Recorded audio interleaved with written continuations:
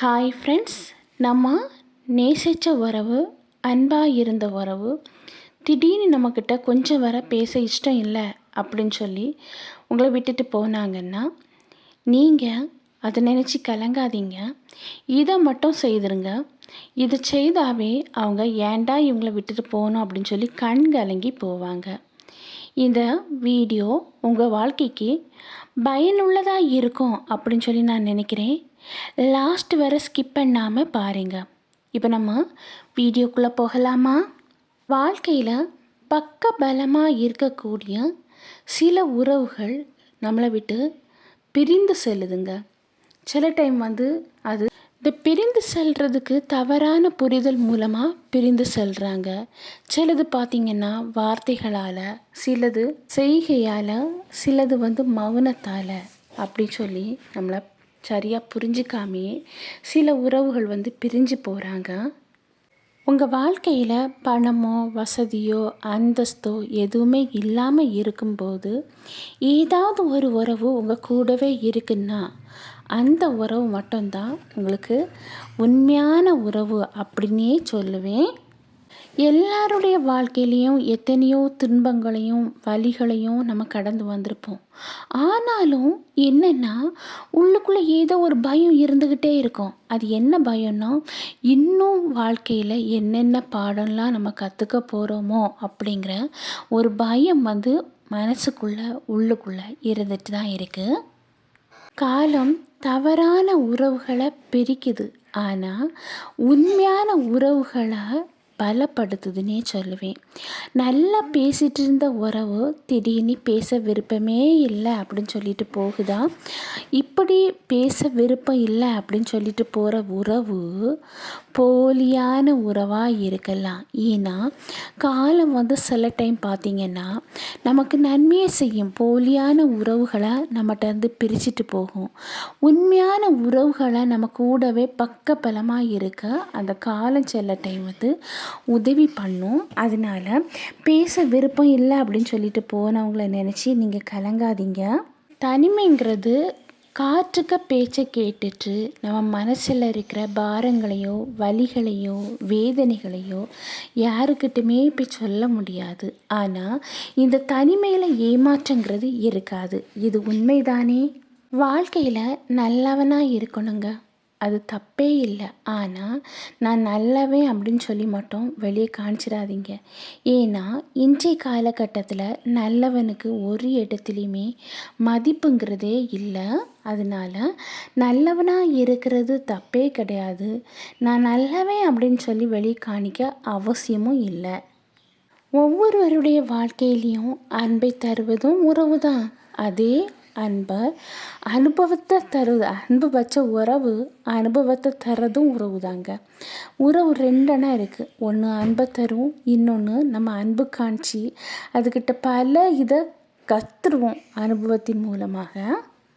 எப்படியாவது ஒட்டிக்கிட்டே இருக்கணும் அப்படின்னு சொல்லி நினைக்கிற உறவு திடீர்னு வெட்டி கொள்ளும்போது விதவிதமான கட்டுக்கதைகளை அவிழ்த்து விட்டுட்டு தான் போகுது. திறமை பல கதவுகளை திறக்குது. ஆனால் நன்றி உணர்வு இருக்குல்ல, அது அவற்றை திறந்து வைக்க உதவுது. பேச விருப்பம் இல்லை அப்படின்னு சொல்லிட்டு நம்மளுக்கு ஒரு ரெஸ்பான்சிபிள், ஒரு மரியாதை எதுவுமே தராமல் அலட்சியப்படுத்துகிற உறவுகிட்ட தான் பேச விருப்பப்படுது இந்த மனம். இந்த மனதுக்கு தான் தெரிய மாட்டாங்க நம்ம அவங்க வாழ்க்கையில் ஒரு சுமன்னு சொல்லி. இது வாழ்க்கையில் நிறையவருக்கு நடக்கிற ஒரு விஷயந்தான்.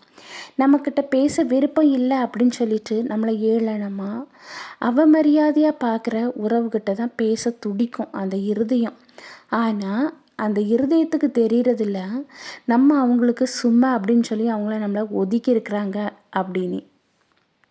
ஆடம்பரத்தை விரும்பாத ஒரு அப்பா தன்னுடைய குழந்தை எதை ஆசைப்பட்டாலும் அதை தடை போட்டு நிறுத்தாமல் அதை வாங்கி தரதுக்கு ஏதாவது முயற்சி செய்துக்கிட்டே தான் இருப்பாங்க. நம்ம வாழ்க்கையில் நிறைய உறவு வரும் போகும்.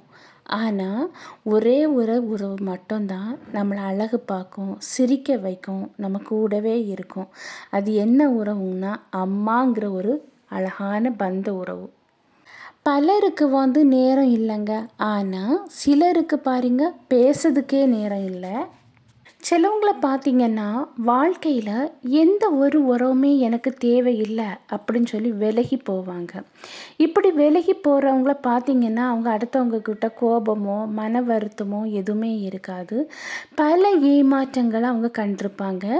இனி யாருக்கிட்டயும் ஏமாந்து தன்னுடைய தன்மானத்தை இழந்துறக்கூடாது அப்படிங்கிற ஒரே காரணத்துக்காகத்தான் எந்த உறவுமே எனக்கு இனி தேவையில்ல அப்படின்னு சொல்லி விலகி போவாங்க. இதை நம்ம புரிஞ்சுக்கணும். ஏதாவது ஒரு உறவு நம்ம வாழ்க்கையில் இதே மாதிரி எனக்கு இனி எந்த உறவுமே தேவையில்லை அப்படின்னு சொல்லி முடிவெடுத்து விலகி போகிறாங்கன்னா, அது வந்து உங்கள் மீது கோபமோ வருத்தமோ எதுவுமே இல்லைங்க.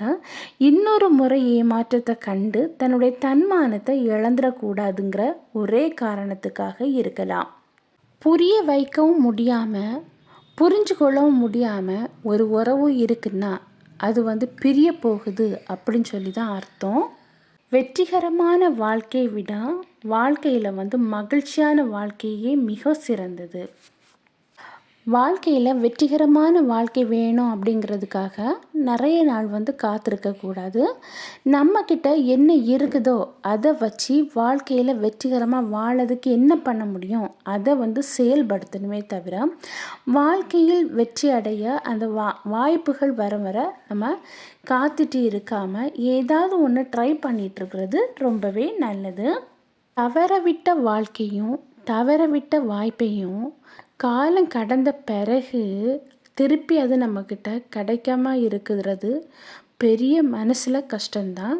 அதனால தவறவிட்ட வாழ்க்கையும் தவறவிட்ட வாய்ப்பையும் காலம் கடந்த பிறகு காண்பது வந்து மிகவும் கொடுமையான ஒரு செயல்னே சொல்லலாம்.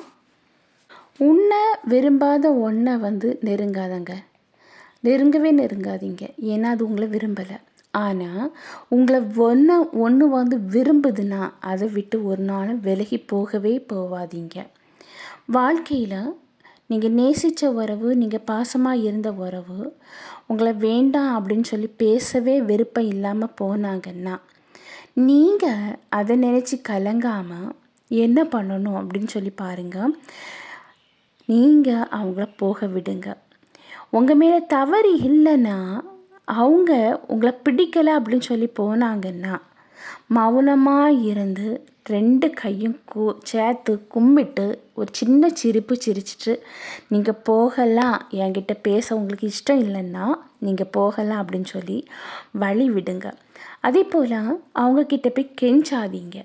பேசணும் அப்படின்னு உள்ளுக்குள்ளே ஒரு யோசனை இருந்துட்டு தான் இருக்கும். ஏன்னா நீங்கள் உண்மையான அன்பு வச்சிருக்கீங்க. அதுலேருந்து வெளியே வாங்க. நீங்கள் உங்களுக்குன்னு உள்ள ஒரு தொழில்லையோ இல்லைன்னா ஏதாவது ஒன்றுலையோ உங்கள் முழு கவனத்தை செலுத்தி உங்களுக்குள்ள ஒரு தன்னம்பிக்கையை வளர்த்து அதில் நீங்கள் முன்னேற பாருங்கள்.